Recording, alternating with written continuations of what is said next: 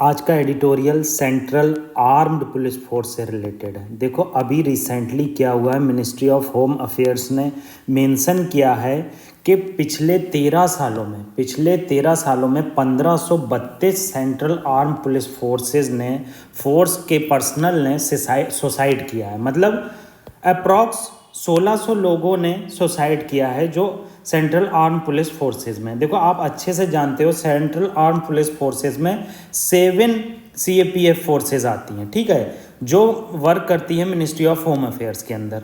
ये central arm police forces ही हैं जो हमारे देश की सॉवरेनिटी और इंटीग्रिटी को प्रोटेक्ट करे हुए हैं और ज़्यादा से ज़्यादा हमारी इंडिया के अंदर इंटीग्रिटी भी डेवलप करती हैं। बॉर्डर पर लगातार इनके द्वारा हमारे देश के लिए सेवा की जाती है और बहुत से पर्सन इसमें शहीद हो जाते हैं। तो ये एक दुखद खबर है कि पिछले 13 सालों में 1532 लोगों ने सुसाइड किया है, ठीक है। तो अब हम इसमें बेसिक्स देख लेते हैं। जो सेंट्रल आर्म पुलिस फोर्सेस हैं वो 7 भागों में डिवाइडेड है। मिनिस्ट्री ऑफ होम अफेयर्स जो है इसकी अथॉरिटी है, मतलब ये वर्क करते हैं मिनिस्ट्री ऑफ होम अफेयर्स के अंडर। तो वेरियस फोर्सेस जैसे कौन कौन सी हैं, सशस्त्र सीमा बल है, SSB जो बहुत फेमस है नॉर्थ इंडिया में, ये 1963 में क्रिएट की गई थी, गार्डिंग करती है भूटान और नेपाल बॉर्डर को। बॉर्डर सिक्योरिटी फोर्स है जो 1965 में क्रिएट की गई इंडिया पाकिस्तान बॉर्डर के लिए। ये इंडिया पाकिस्तान जब वार हुआ था उसके बाद क्रिएट की गई थी। और अदर इनिशिएटिव भी इसके द्वारा चलाए जाते हैं, जैसे एंटी नक्सल ऑपरेशन किया जाता है, United nation peace keeping forces में जाया जाता है और बॉर्डर एरिया डेवलपमेंट प्रोग्राम में भी ये वर्क करती है। Indo Tibetan border police, Indo ITBP जो फेमस है 1962 में क्रिएट की गई, ये इंडिया चाइना बॉर्डर को गार्डिंग करती है। आसाम राइफल, ये इंपॉर्टेंट क्यों है, प्रीलिम्स के लिए है। ये 1835 में कच्चर लेवी के नाम से बनाई गई, जो टी स्टेट था, ब्रिटिश के जो टी उगाते थे, जो वहाँ पर टी होती थी उसको प्रोटेक्ट करती थी। 1917 में इसका नाम बदलकर आसाम राइफल कर दिया गया। अब रिसेंटली ये प्रोटेक्ट करती है इंडिया म्यांमार के बॉर्डर को और उधर चाइना के बॉर्डर पर भी कभी कभी आसाम राइफल का यूज़ किया जाता है।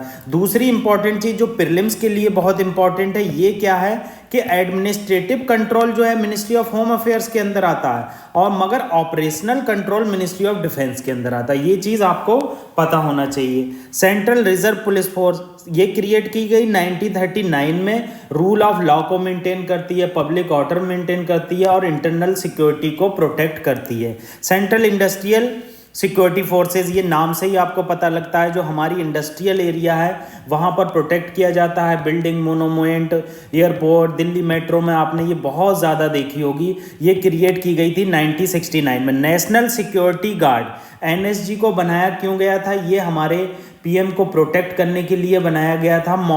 इसका मॉडल जो है हमने UK से लिया था और जर्मनी से लिया गया था।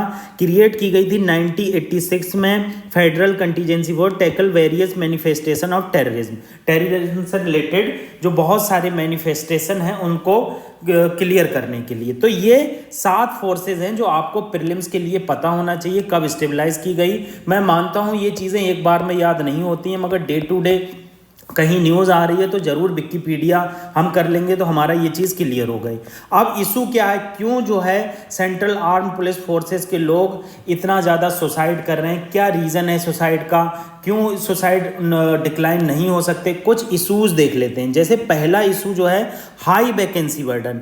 अब सेंट्रल आर्म पुलिस फोर्सेस में बहुत सारी वैकेंसीज हैं, मगर क्या हो रहा है, उनको फिलअप नहीं किया जा रहा, उनको फिलअप करने का कोई तरीका नहीं है और जो ओल्ड प्रोसेस चला आ रहा है वो लगातार वही चल रहा है। तो इसका कहने का मतलब ऑथर ये कहना चाह रहे हैं कि जो वैकेंसी है, जो वैकेंसी का बर्डन है, इसको कम करने के लिए क्या करना चाहिए, गवर्नमेंट को नए मॉडर्न टेक्निक के थ्रू लोगों को फिल करना, मतलब लोगों को लेना चाहिए फोर्सेस में। कोई लैक ऑफ स्ट्रेस मैनेजमेंट, मतलब स्ट्रेस मैनेजमेंट के लिए कोई सोल्यूशन नहीं है। जैसे मनोदर्पण है, मनोदर्पण मिनिस्ट्री ऑफ एजुकेशन ने स्टूडेंट्स के लिए और लोगों के लिए कोरोना के टाइम पर चलाया था। तो मनोदर्पण क्या करता है कि आपको बताता है कि आपको स्ट्रेस नहीं लेना है, आपको माइंड को कैसे फ्रेश रखना, ये सब चीज़ें मनोदर्पण के द्वारा बताई जाती हैं। तो लैक ऑफ स्ट्रेस मैनेजमेंट वहाँ पर कुछ नहीं है कि कैसे सुसाइड को डिक्लाइन करें, कोई एक्टिविटी, खेल की एक्टिविटी होना चाहिए, कोऑपरेशन की एक्टिविटी होना चाहिए। ब्यूरोक्रेटाइजेशन ऑफ आर्म फोर्सेस, ये देखो सबसे इंपॉर्टेंट पॉइंट है।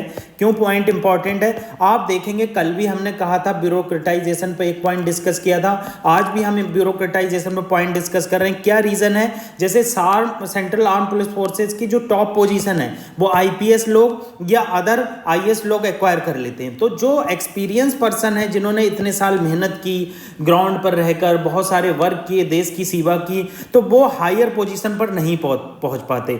One of the main reason ये भी एक सुसाइड का रीजन बताया जाता है। और अब्सेंस है ग्रीवेंस रिड्रेसल मैकेनिज्म, कोई ऐसी मैकेनिज्म नहीं है जिससे ग्रीवेंस रिड्रेसल इजीली हो सके, इन हाउस हो सके। आप कोई भी ग्रीवेंस भेजते हैं, डर के मारे आप मेजर से कह नहीं पाते, हायर अथॉरिटी से नहीं कह पाते, मतलब ओपननेस नहीं है। एक तरह से डेमोक्रेटिक सिस्टम में ओपननेस होना चाहिए, वो नहीं है। पुअर इंफ्रास्ट्रक्चर, ये one of the main reason. मान लो आप किसी बॉर्डर पर हो और वहाँ पर इलेक्ट्रिसिटी नहीं है, आप घर वालों से बात नहीं कर पा रहे हो, स्ट्रेस आएगा। कहीं घर पर कोई कांड हो गया, आपको 2 दिन बाद पता चला, स्ट्रेस आएगा, आपको जो है सुसाइड कर लोगे। तो बॉर्डर पर प्रॉपर फैसिलिटी का होना जरूरी है। मॉडर्न वेपन जो है पुराने हैं, सेंट्रल आर्म पुलिस फोर्सेस जो हैं वो टेंशन में है कि ये इन आर्म से हम क्या करेंगे, हमारे अपोजिशन के पास अच्छे वेपन है, ड्रोन है, तो मॉडर्न वेपन होना चाहिए। डिमांड फ्रॉम स्टेट्स, अब आए दिन क्या होता है, सेंट्रल आर्म पुलिस फोर्सेस की स्टेट से डिमांड की जाती है कि हमारे यहाँ दंगा होने वाला है, कृपया हमें इतनी फोर्सेस भेज दो। अब ये आवागमन, एक जगह से दूसरे जगह जाना, तो ये भी एक स्ट्रेस का कारण बनता है। स्टेप्स क्या लेना चाहिए? स्टेट्स को क्या करना चाहिए? अपनी स्पेशल फोर्सेस स्टार्ट करना चाहिए। मतलब क्या है, अपनी स्पेशल फोर्सेस रिक्रूटमेंट करना चाहिए, उन्हें एफिशिएंट बनाना चाहिए, उनके लिए मैनेजमेंट प्रोसेस स्टार्ट करना चाहिए और adequate training and equipment provide करना चाहिए। जिससे क्या होगा, सेंट्रल आर्म पुलिस फोर्सेस पे जो स्ट्रेस है वो कम होगा। ऑब्वियस सी बात है, जब स्टेट्स के पास अपनी फोर्सेस होंगी तो वो जो है स्ट्रेस में कम आएंगे, उन्हें इधर से उधर स्टेट में नहीं जाना पड़ेगा, उनको अच्छी फैसिलिटी मिल पाएगी। अब इनहेंस ट्रेनिंग, अब क्या करना चाहिए कि जो सीएपीएफ रिक्रूटमेंट होता है, जो एसएसबी में रिक्रूटमेंट होता है, उनकी ट्रेनिंग जो है बहुत अच्छी होना चाहिए, ताकि वो अपने मनोदर्पण की तरह माइंड को भी स्वस्थ रख सकें। उसके लिए योगा वगैरह होना चाहिए, धार्मिक मंदिर वगैरह होना चाहिए, मस्जिद वगैरह होना चाहिए। इससे क्या होता है, स्ट्रेस कम होता है। विमेन का रिप्रेजेंटेशन बढ़ाना चाहिए। विमेन के रिप्रेजेंटेशन क्या होगा, जो मैन पे बर्डन है वो कम हो जाएगा और विमेन बहुत सारी फैसिलिटी, नर्सिंग की फैसिलिटी वगैरह प्रोवाइड कर पाएंगी।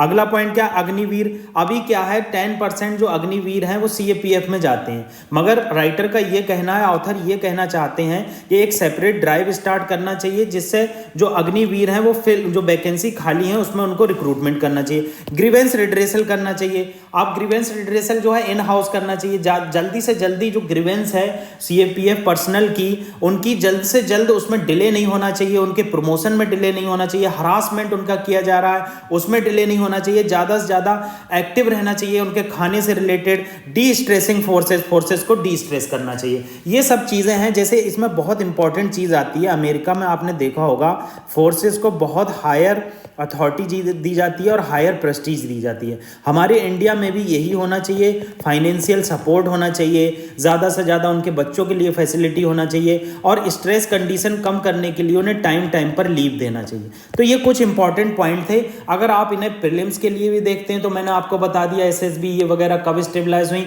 मेंस के लिए आप अगर ये पॉइंट यूज़ कर लेते हैं, अगर 5-6 पॉइंट भी इसमें याद रह जाते हैं तो मेंस में आप अच्छा आर्टिकल लिख सकते हैं डिफेंस फोर्सेस से रिलेटेड। तो ये हमने इंपॉर्टेंट एडिटोरियल डिस्कशन किया। आपके कोई सजेशन है हमें कमेंट बॉक्स में ज़रूर बताइए। Thank you very much.